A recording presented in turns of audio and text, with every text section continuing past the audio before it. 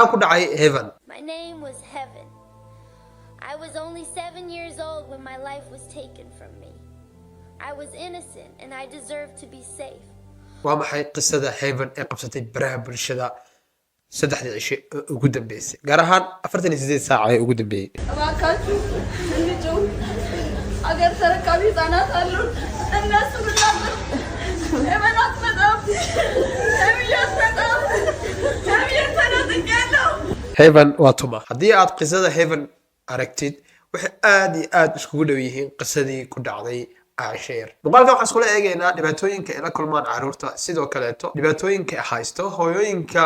keligooda nool ee carruurtana haysto ee muuqaalkan iskugu eegaynaa sidoo kale qisada Heavenna xaggan ayaan idinkugu soo gudbin doonaa ama dhacdadan ku dhacday Heaven yar gabar 7 jir ah oo u dhalatay dalka Itoobiya marka hore muuqaalka like star meel fiican gaarsii share garay commentigan waxaa kusoo qortaa Heaven cadaalad ayay u baahan tahay ama justice for Heaven YouTube-ka hadda nagala socotid subscribe noo saar halkan waxaan kusoo gudbinaa dhacdooyinka ugu dambeeya caalamka kuwa arrimaha bulshada iyo Soomaalida dhexdooda Heaven waa gabar yar oo u dhalatay dalka Itoobiya hadda ma noolo oo waa ay geeriyootay qisadeeda waxay ku dhacday sidatan Heaven waxay la nooleed hooyadeeda iyo gabar iyada markaa ka yar hooyada Heaven dhashay waxay ahayd qof ama hooyo markaa ah single mother ah oo ah nurse ah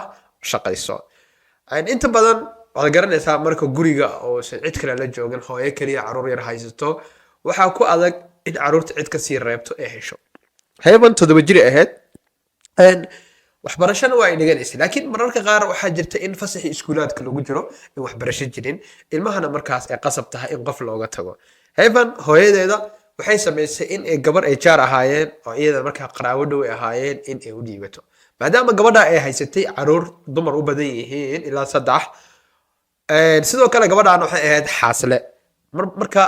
waxay ahayd mar walba qof kaga tagto gabadhaas markay danaha qaar aadayso ama gabadheeda markay maxaa la yiraahdaa waxbarashada u jirin ay carruurteeda kaga sii tagaysay si carruurta kale ay ula ciyaaraan kalsooni badan oo ay ka muuqatay hawshaana waxay ahayd mid weligeedba soo socotay haddaba maxaa dhacay marka maalmaha ka mid ah sida caadada ahayd Heaven hooyadeeda oo shaqadii aadaysa ayaa carruurteedii yaraa waxa ay u geysay gabadhii markaa ay qaraabada ahaayeen isla markaana ay jaarka ahaayeen ay marwada ahayd ay haysatay carruur yar carruurtii ay u geysay waxay tiraahday inta shaqada ku maqanahay waa ka Allah idinku caawiyo sidii ayayna shaqadeeda ku aaday guriga markaa waxaa joogay odayga qabay gabadha carruurta looga tagay iyo gabadhii carruurta looga tagay iyo carruurtiiba jawiga caadi ayuu iska ahaa gabadhii xaaska ahayd ee guriga ku nooleed ee carruurta dhashay ayaa baxday sidaan waxaa carruurtii loogu tagay odaygii reerka okay odaygan reerka u maleynaysid nin fursadaha noocan oo kala raadinayay ayaa u tagay gabadhii yareed ee Heaven oo 7 jir ah isla markaasna ka soo dhax saartay carruurtiisii kale oo la ciyaaray ninkan ogow waa aabe gabdho dhalay carruur haysto u joogto subhanallah gabadhii yareed ayuu soo kaxeeyay waxa uu nala tagay meel gooni ah isla markaasna waxa uu kala dhaqaaqay fal markaas aad u falxun oo ah inuu kufsaday ilmihii yaraa u galmooday haddaba Heaven oo 7 jir ahayd wax kastana sheegi karto ilmaha laayar ahayd ayuu wuxuu ka baqay in ilmaha yar ee fadeexayso ee gudbiso waxa uu ku sameeyay markaa kadib waxa uu sameeyay in ilmihii yaraa uu kula dhaqaaqo jirdil isla markaa uu ceejiyo marka uu dilay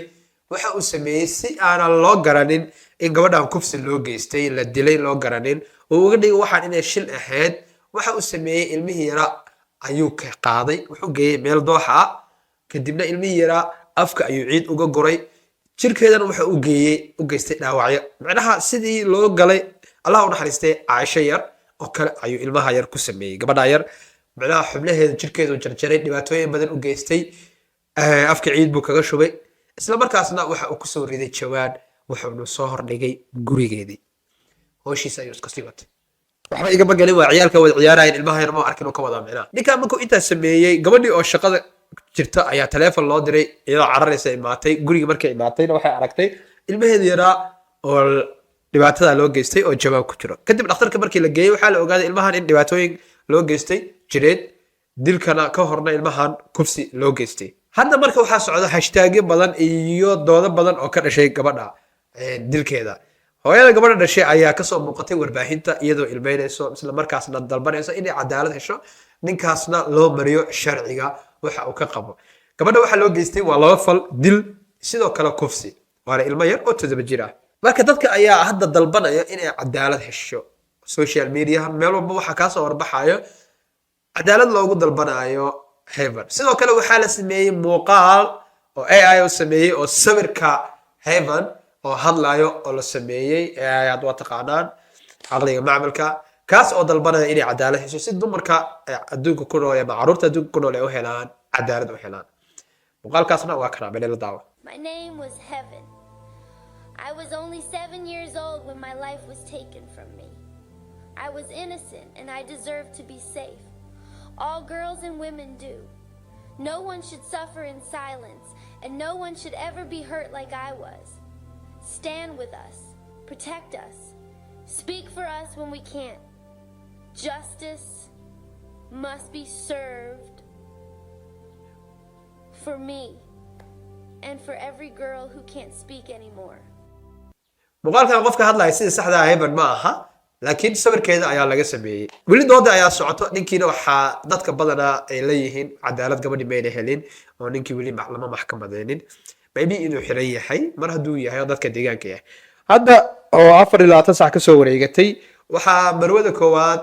ama maxaa la yiraahdaa maayarka magaalada Addis Ababa Marwa Adanaj ee guri guddoonsiisay hooyada Heaven laakiin hooyada Heaven weli qalbigeeda waa gubanayaa guri iyo hanti la siiyo waxa uga weyn ama hortaaga qaracanka gabadheeda yareed ee quruxda badneed ee fariida ahayd sida xun ee loo galay haddaba kiiskan wuxuu aad u shabahaa kiiskii Aisha yar oo inkastoo aan u malaynayo in Aisha dadkii dhibaatada u geystay qaybtooda toogtay haddana kiiskaas ayuu aad ugu dhow yahay guud ahaan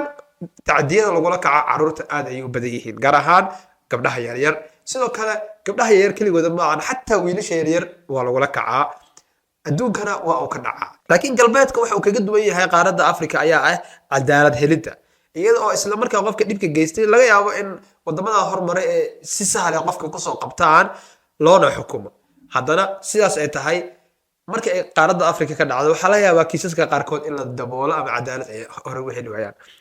carruurta dhibaatada loo geysto kaliya ma ahan gabdhaha sidoo kale wiilashana waa loo geystaa oo dhowr kiis oo wiilal sidaas oo kale lagu sameeyana waa ay jiraan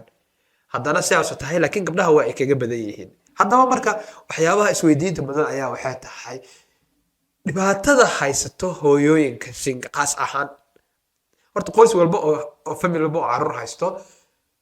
waxa weeyaan walwal iyo tacaddi walwal iyo waxa ku furmay hadeertaan iyo muddadii ugu dambeysay oo in dhibaatooyin carruurtooda la kulmaan hooyooyin waxaa jira single mother ah oo haysta carruur yaryar jeclaan lahaa inay noloshooda kaafeeyaan haysanin aabba taageero ehel ay qaraabo taageerto awoodin inay caanahooda ilmaha caano u iibsadaan haddana ka fikiraya haddii ay shaqo tagaan ilmahooda waxa ku dhici karo dayac ku dhici karo dhibaatooyinka loo geysan karo hooyooyinkaas oo isku dulgaajaysan iyaga carruurtooda gurina ka bixin oo aad u tiro badan ayaa jiro qaarkood aniga aqaana indhahaygana saaray haddaba marka waxay tahay sidee marka ku badbaadi karaan carruurtaada waxa ugu weyn ee muhiimka tahay ama single mother ahaaw ama ahaaw hooyo markaa qoystada nool marka koowaad in aad ka baaraandegtid cidda aad carruurtaada u dhiibanaysid yes marka qaar dumarka laftirkooda carruurta looga tago ayaa carruurta dhibaateeya haddii aad ka maaratid in qof bini'aadan ah carruurtaada u dhiibatid oo xal ay jirto carruurtaada ee qaarkood waaweyn yihiin ee ku hayn karaan that's good laakiin dhibaatadan waa dhibaato aad u soo noqota xalna la leeyahay tacdiyada lagula kaca carruurtana aad ay u badan tahay run ahaantii kiiskan Heaven isla markii wuxuu isu xasuusiyey kiiskii Aisha Allah u naxariistee Heaven hadda cadaalad ayay rabtaa meel walba ayaa arrinteeda lagu hayaa dalka Ethiopia waxay noqotay mowduuca ugu badan ee baraha bulshada lagu filanqeynayo mowduuca waxaan ku soo gunaanadayaa carruurtu waxay u baahan yihiin protection badan waalidka haddii uu awoodo inuu carruurtiisa ilaashado 100% asiga cid kaga habboon ma jirto haddiisan awoodinna cidda uu ku ammaanaysanayona inay noqoto cid markaa kalsooni badan uu ku qabo wixii kaga yimaadana markaas nasiibkiisa oo diyaar u noqdo laakiin muhiimadda ugu koowaad waxay tahay inay cadaalad carruurta helaan inay helaan protection helaan dadka dhibaatada geysanaya kaliya rag ma noqon karaan mararka qaar kiisas waxaa jira ay geystaan dumar carruur looga tagay carruurtaa dhibaateeya iyagoo markaa ku xumeynayo gabadha carruurtaa dhashay ama qoyska ama ninka carruur ilmaha dhalay ku xumeynaya ayaa jirto tacdiyo lagula kacay carruur yaryar kuwaas oo aad ka heli karto baraha bulshada meel walba aad ka baartid muuqaalkayga inta soo gabagabayn doonaa waxaa ka codsanaya mar labaad iyo mar saddexaad inaad kusoo qorto justice for heaven ama cadaalad inay hesho heaven commentiga kusoo qor sidoo kale commentiga kusoo qor cadaalad inay helaan carruurta Soomaaliyeed badbaado inay helaan ilaahay wax badbaadiye intaan kulmi doono muuqaalka xigay waxaa idinkaga tagayaa sidaa nabadgelyo mac salaam